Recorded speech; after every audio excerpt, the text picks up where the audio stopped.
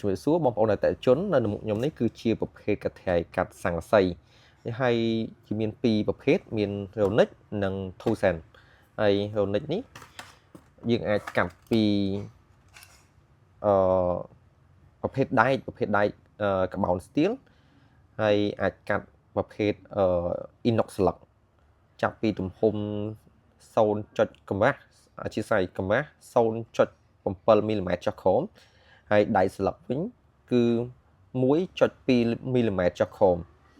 តែបើស័ង្កសីវិញអត់ជាបញ្ហាទេស័ង្កសីយើងដឹងហើយវាមិនមែនជាដៃសុទ្ធហើយក៏មិនមែនជា inox ដែរអញ្ចឹងកាត់ផុយហ្មងស័ង្កសីហើយពីនេះវាខុសហើយដងហើយមុខហើយបើមួយនេះវិញយើងប្រភេទកាត់ធម្មតាស័ង្កសីធម្មតាហៀងវាគេមានការណែនាំដែរតែនេះវាមិនបានបញ្ជាក់ពីកាត់ inox បានទេ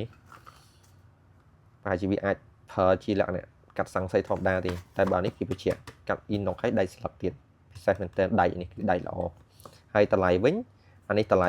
$6ហើយអានេះគឺ$4 5កាក់ហើយសេវាដឹកគឺត្រឹមតែ$1តែប៉ុណ្ណោះបើសិនជាបងប្អូនចង់បានបងប្អូនអាចទំនាក់ទំនងមកកាន់សម្ភារៈជាងបានអរគុណ